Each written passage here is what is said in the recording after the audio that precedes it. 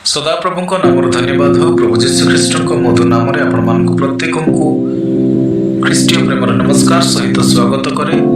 प्रभु आपण अनुग्रह शांति प्रदान करंतु। ईश्वर वाक्य गोटे छोट प्रसंग आपण रखा चाहे।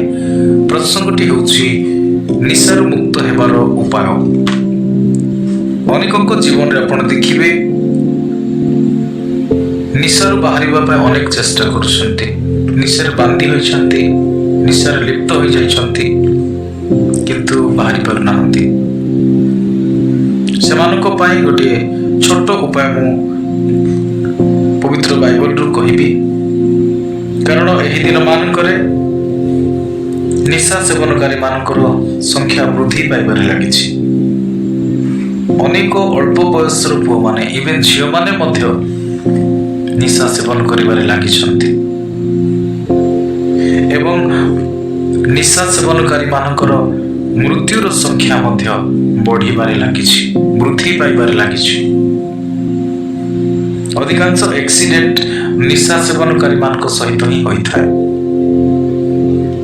अनेक एक्सीडेंट रे, अनेक कैंसर, अनेक किडनी रोग रे, एही बड़ी अनेक रोग, अनेक एक्सीडेंट रे अनेक जीवन नष्ट हेबारे लागिछि। प्रिय बंधु, जदिओ बा जड़े निशा सेवनकारी व्यक्ति जगत लंग लास्टिंग करे, तथापि गुड़िए विषय क्षति रही। प्रथम विषय पैसार क्षति।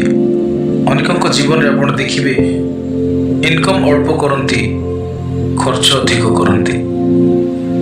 कारण जड़े निशा सेवनकारी व्यक्ति केवे लिमिटेड खर्च करि पारे नाही। कारण से जोश रे थाए, अଯଥା खर्च अधिकांश करिथाए, तद्वारा परिवार अभाव आसी थाए। अनेक माँ बापा मानकर निशा सेवन करुथिबा द्वारा अनेक पुओ झियो मानकर भविष्य नष्ट हो जाए। से माने भल पाठ पढ़ी पारती नाही, से मानको भल पिंधिबा मिले नाही, भल खाइबा मिले नाही।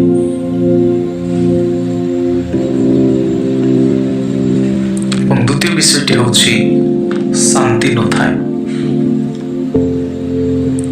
गोटे निशा सेवनकारी व्यक्ति को परिवार रे शांति अभाव थाए।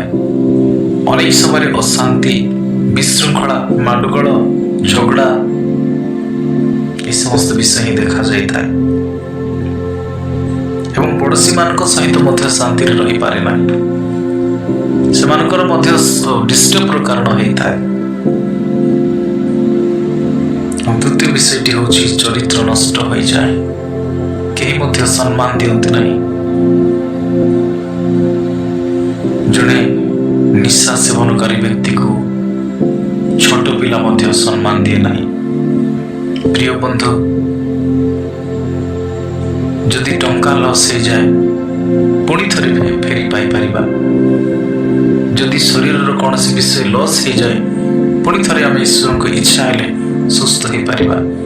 किंतु थोड़े जदि आमर चरित्र नष्ट हो जाए, जीवन सारा पर्यंत आमको चरित्रहीन भाव जगत जीवन यापन करने को पड़ी था। चतुर्थ विषय होछि शारीरिक हानि। जड़े निशा सेवनकारी व्यक्ति केबे मध्य उपयुक्त समय रे खाद्य भोजन करे नाही, आवश्यक अनुसार खाद्य भोजन करे नाही। तो द्वारा विभिन्न प्रकार रोग, गैस्ट्रिक आउ एही भली जो समस्त रोग गुड़ाक कहूली, कैंसर, किडनी रोग, विभिन्न प्रकार रोग गुड़ाक आसे। निशा जन व्यक्ति को शारीरिक भाव में दुर्बल कर दिए, मानसिक भाव में दुर्बल कर दिए। आ पंचम मुख्य विषय होछि आत्मिक जीवन नष्ट हो जाए। प्रिय बंधु, निशा ना केवल मद, ना केवल गंजे, ना केवल ड्रग्स, ना केवल सिगरेट, ना केवल बीड़ी, ना केवल गुटखा, ताहा ही नुहे। जहाँ आम जीवन रे अभ्यास रे परिणत हो जाइछि, जहाँ न कले न चले, जहाँ न करिकी रही न पारो, एही भली विषय को निशा बोली कहा जाए। अनेक जीवन रे आपण देखिबे मोबाइल गोटे सेमानक पाई निशा। 2 दिन मोबाइल छाड़ी के रही पारती ना, खाई पारती ना, सोई पारती ना। କେତେକଙ୍କ ଜୀବନରେ ଆପଣ ଦେଖିବେ ଖାଇଲା ପରେ ଟିଭି ଦେଖିବାର ଅଛି, ସିରିଏଲ ଟିକେ ଦେଖିବାର ଅଛି, ତେବେ ହିଁ ଜୀର୍ଣ୍ଣ ହୁଏ, ତେବେ ହିଁ ନିଦ ଆସେ। ଆଉ ଅନେକଙ୍କ ଜୀବନରେ ଦେଖିବେ ଜୁଆ ଖେଳର ନିଶା ଥାଏ। ଘରେ ଅଭାବ ଥିଲେ ମଧ୍ୟ, ଘରେ ରୋଗ ଥିଲେ ମଧ୍ୟ, ଘରେ ସମସ୍ୟା ଥିଲେ ମଧ୍ୟ କୁଆଡୁ କୁଆଡୁ ପଇସା ଆଡଜଷ୍ଟମେଣ୍ଟ କରିକି ସେମାନେ ଜୁଆ ଖେଳିବା ପାଇଁ ଯାଆନ୍ତି।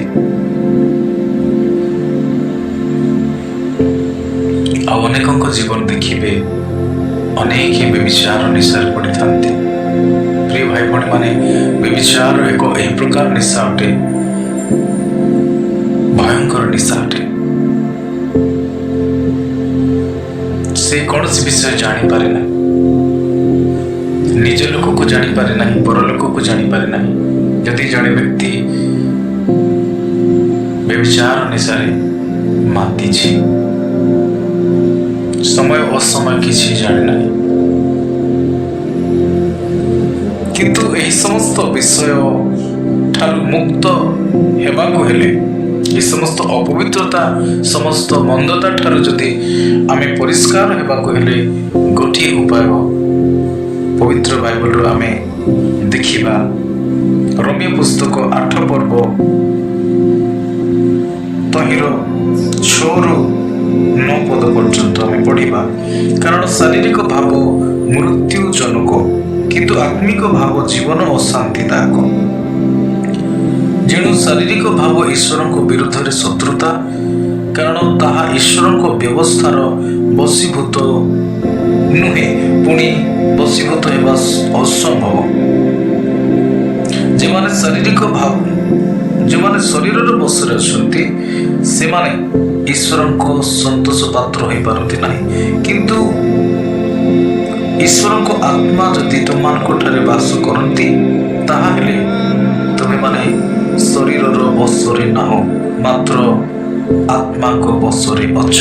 ପ୍ରିୟ ବନ୍ଧୁ, ଏହି ସ୍ଥାନରେ ଗୋଟିଏ ସୁନ୍ଦର ଉପାୟଟେ ଆମେ ଦେଖିବାକୁ ପାଉଛୁ। ବ୍ୟଭିଚାର, ନିଶାଦ୍ରବ୍ୟ, ଧୂମ୍ରପାନ, ମଦ୍ୟପାନ, ଜୁଆ, ଏହି ସମସ୍ତ ବିଷୟ ଶାରୀରିକ କାର୍ଯ୍ୟ ଅଟେ, ଶାରୀରିକ ଅଭିଳାଷର କାର୍ଯ୍ୟ ଅଟେ। କିନ୍ତୁ ଯଦି ଆମେ ଶାରୀରିକ ଅଭିଳାଷରୁ, ଶାରୀରିକ କାର୍ଯ୍ୟରୁ ଯଦି ଜୟ ଲାଭ ପାଇବାକୁ ହେଲେ, ଈଶ୍ୱରଙ୍କ ଆତ୍ମାର ଆବଶ୍ୟକ ଆମ ଜୀବନରେ ରହିଛି। ପ୍ରିୟ ବନ୍ଧୁମାନେ, ଅନେକ ସମୟରେ ଆମେ ଚର୍ଚ୍ଚକୁ ଯାଉ ଜଗତର ବିଷୟ ପାଇବା ପାଇଁ, ଧନ ସମ୍ପତ୍ତି ପାଇବା ପାଇଁ, ଟଙ୍କା ପାଇବା ପାଇଁ, ସୁସ୍ଥତା ପାଇବା ପାଇଁ, ଗୁଡ଼ିଏ ବିଷୟ ପାଇବା ପାଇଁ ଆମେ ପ୍ରାର୍ଥନା କରିଥାଉ। କିନ୍ତୁ କେବେ ମଧ୍ୟ ଆମେ ଈଶ୍ୱରଙ୍କର ଆତ୍ମା ପାଇଁ ଆମେ ପ୍ରାର୍ଥନା କରିନଥାଉ।